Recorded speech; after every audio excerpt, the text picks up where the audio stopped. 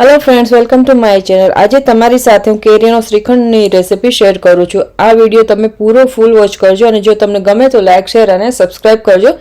આ શ્રીખંડ ખૂબ જ સરસ ટેસ્ટી એવો લાગે છે. તો ચાલો રેસિપીને આપણે શરૂ કરીએ. અહીં મેં એક વાસણ લીધું છે. વાસણમાં આપણે અહીં મેં હંગકડ છે, ગ્રીક યોગર્ટ, જે આપણે ઘરે દહીંને મસલિન ક્લોથમાં લટકાવીને આપણે જે જાડું થીક દહીં આપણે મેળવીએ છીએ એ દહીં છે, ઘરે જ કરેલું છે, લટકાવેલું. તો આપણે આ દહીંને પહેલાં થોડુંક એવું સ્મૂથ કરવાનું છે. તમે આને તમારે જો ચાયણી આપણી પાસે ચાયણી હોય ચાળવાની, એમાં પણ તમે એને ચાળીને સરસ સોફ્ટ કરી શકો છો. પણ આ એકદમ સરસ છે. તો તમને એવું લાગે કે કણી કણી છે દહીં, તો તમે એને સોફ્ટ કરી શકો છો, અથવા તો આ રીતે તમે ચમચા વડે થોડું અને હલાવીને સોફ્ટ કરી શકાય છે. આ રીતે આપણે એકવાર સરખું મિક્સ કરી લેશું. તો અહીં મેં કેરીનો પલ્પ લીધો છે. તમારી પાસે હાફૂસ હોય, કેસર હોય કે કોઈ પણ જે મીઠી એકદમ સરસ કેરી હોય એવી કેરી લેવાની છે. 4 કેરીનો મેં પલ્પ કર્યો છે. તમારે વધારે એડ કરવી તો વધારે પણ એડ કરી શકો છો. આપણે કેરીનું શ્રીખંડ બનાવીએ છીએ આજે. કેસર કેરી કે કોઈ પણ હોય, દશેરી પણ લઈ શકાય છે, દશેરી પણ સારી આવે છે.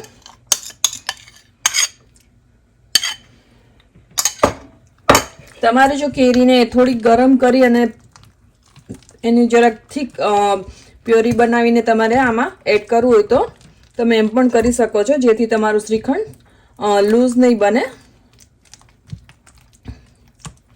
આમાં મેં જો મને જરૂર પડશે દહીં એડ કરવાની તો થોડું દહીં હું એક્સ્ટ્રા એડ કરીશ, કારણ કે મેં હજી થીક કરેલું રાખી દીધું હતું, બધું મેં નથી લીધું.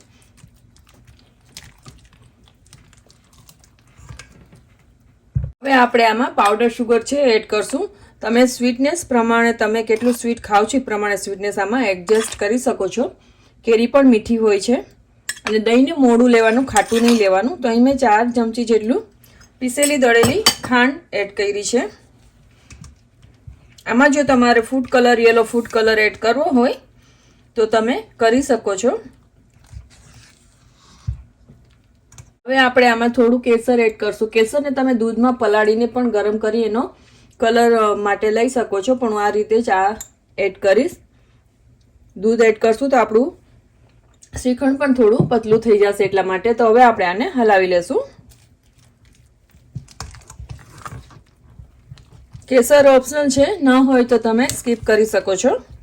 મારે જો કેરી આમ જ શ્રીખંડ રાખવું હોય કેરીનું, તો આ રીતે રાખી શકાય છે, અથવા તો તમે આમાં થોડા ડ્રાયફ્રૂટ્સ પણ એડ કરી શકો છો. તો અહીં મેં પિસ્તા લીધા છે, ચોપ કરેલા, બદામ લીધી છે, એલચી પાવડર છે, ઓપ્શનલ છે, થોડોક એવો લીધો છે. મિક્સ કરી લેશું. તમારે એસેન્સ આમાં એડ કરવું હોય મેંગો ફ્લેવરનું તો એ પણ એડ કરી શકાય છે, જેથી તમને એકદમ સરસ બજાર જેવો શ્રીખંડનો ટેસ્ટ આવશે. તો તમે જોઈ શકો છો આપણું શ્રીખંડ એકદમ સરસથી રેડી છે. પણ આમાં હું થોડું એસેન્સ પણ એડ કરીશ. આમાં હું થોડી મેંગો ફ્લેવરનું એસેન્સ પણ એડ કરીશ. ન હોય તો સ્કીપ કરી શકાય છે, ઓપ્શનલ છે, પણ આનાથી સ્વાદ સરસ આવે છે. થોડું એવું આપણે એડ કરશું. તો મેં ચાખ્યું શ્રીખંડ તો થોડું મને મોડું લાગ્યું, તો હજી હું 2 થી 3 ચમચી જેટલી શુગર એડ કરીશ. તો તમે પણ ચાખીને એડજસ્ટ કરી શકો છો. હવે આપણે પાછું એકવાર મિક્સ કરી લેશું. હવે આપણે આમાં થોડા કેરીના પીસીસ પણ કટ કરેલી કેરી મેંગો એડ કરશું અને થોડી ઉપરથી આપણે ગાર્નિશ માટે રાખશું, જેથી કેરીના મોઢામાં ચંક્સ આવશે તો શ્રીખંડ વધારે ટેસ્ટી અને સારું લાગે. તો શ્રીખંડ આપણું રેડી છે. હવે એને આપણે એક સર્વિંગ બોલમાં લઈ લેશું. આ શ્રીખંડ પૂરી સાથે, રોટલી સાથે ખૂબ જ સરસ લાગે છે. તો તમે પણ જરૂરથી ટ્રાય કરજો એકવાર. અને આ વિડીયો ગમ્યો હોય તો લાઇક, શેર અને સબસ્ક્રાઇબ જરૂરથી કરજો અને શેર કરો તમારા ફ્રેન્ડ્સ અને ફેમિલીમાં.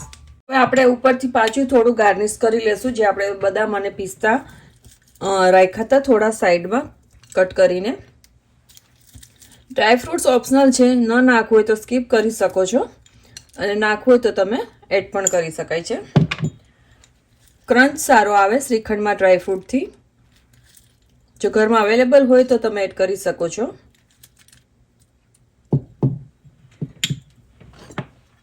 હવે થોડા આપણે મેંગોના પીસીસ એડ કરશું અને આ શ્રીખંડને તમે થોડો 2-3 કલાક માટે ફ્રીજમાં રાખી દેજો, જેથી એકદમ સરસ ઠંડુ અને થીક થઈ જશે. થોડું આપણે ઉપરથી એલચી પાવડર પણ સ્પ્રિંકલ કરશું. જો એલચી પાવડર તમને કેરી સાથે ન ભાવે તો તમે સ્કીપ પણ કરી શકો છો, પણ કેરી સાથે સારો લાગે છે, ટ્રાય કરજો. હવે થોડા આપણે ઉપરથી કેસર પણ ગાર્નિશ કરી દઈશું. તો રેડી છે આપણો કેરીનો શ્રીખંડ. આમ્રખંડ પણ ઘણા લોકો કહેતા હોય છે આને. તો તમે પણ આ બનાવીને જરૂરથી એન્જોય કરજો. અને થેન્ક્સ ફોર વોચિંગ. મળશું આપણે એક નવા વિડીયો, નવી રેસિપી સાથે. ત્યાં સુધી આવજો.